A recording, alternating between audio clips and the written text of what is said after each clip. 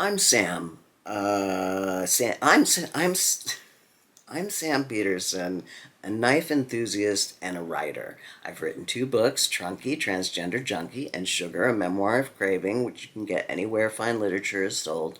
And I have a thing for knives, and so I'm not going to review the newest, the next, the knifiest.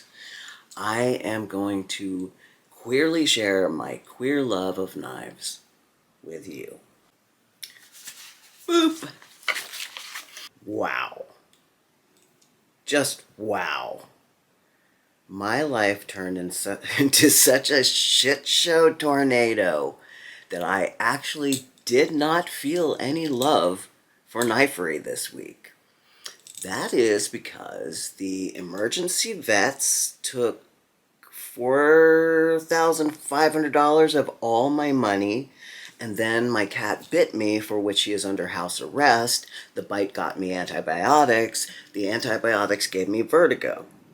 So between me and the cat, we've been to the doctors 10 times. I am very, very tired. But I still love knives. And I was looking at some a little earlier to pick my sad self up. Just look at this little guy. Look how glorious these scales are. Segeha is the name of this particular pattern, and it is just lovely in titanium.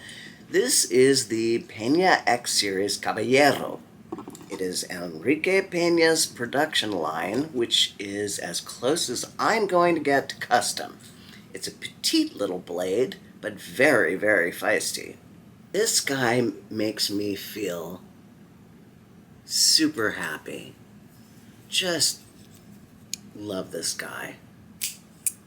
He makes me forget that right now I am recovering from a rotator cuff surgery, a wrist surgery, an infected tooth, a cat bite, and vertigo.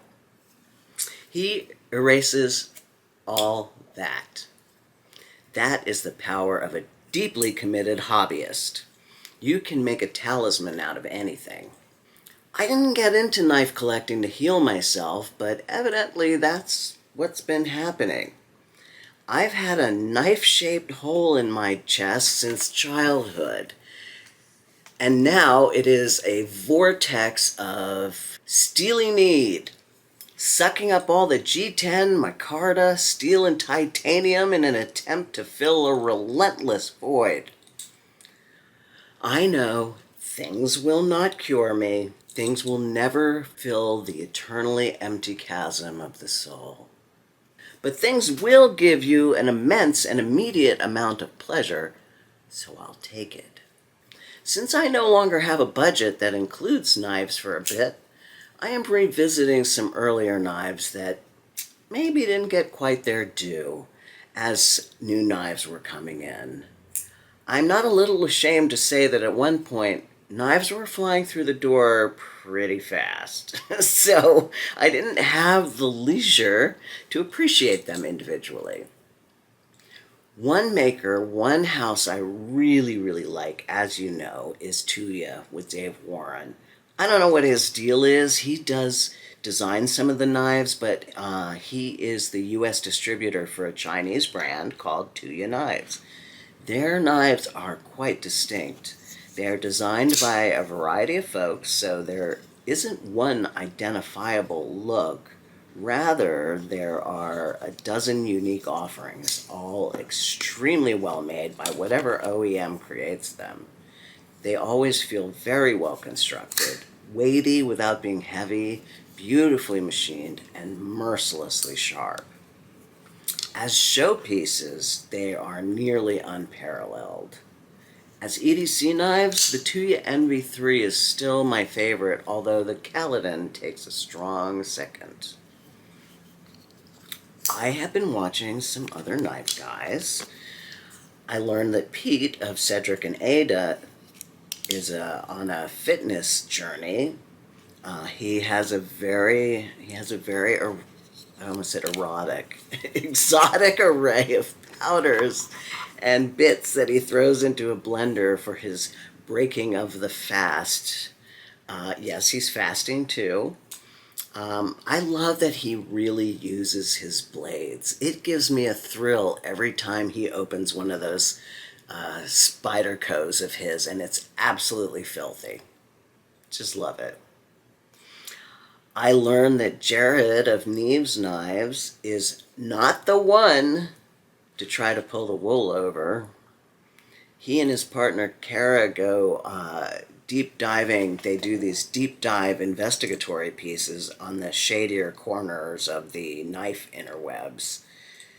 While they never seem to go after knife makers I would ever give my money to, I appreciate their doggedness. It's a great prophylactic against people looking to exploit a demographic that's always eager to buy the new, the next, the now, the knifiest. Puerto Rican with a knife is always a treat to visit, just because he doesn't give a shit about YouTube's moral, uptight monitoring of language.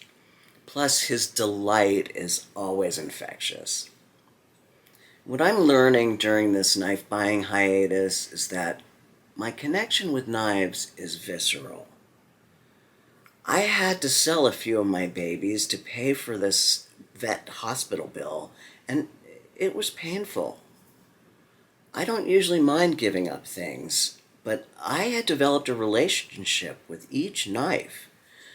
I sold my XL Beglighter, a knife that was really too big for my hands, like it just didn't fit me at all, but that I had an enormous fondness for. I just love those Kaiser Beglighters in any shape or size. I let go of my Miguron Prayart to a very kind gentleman. He had bought another knife of mine, so I gave him a really sweet deal on the Prayart. He clearly likes it way better than I ever did, and his excitement more than made up for my having to let it go. Surprise. And then someone in the knife community who didn't even know me, but read that I was selling knives to cover my cat's vet bills, sent me $35 just because we're a knife community. That was so cool. Knives have for me an emotional component.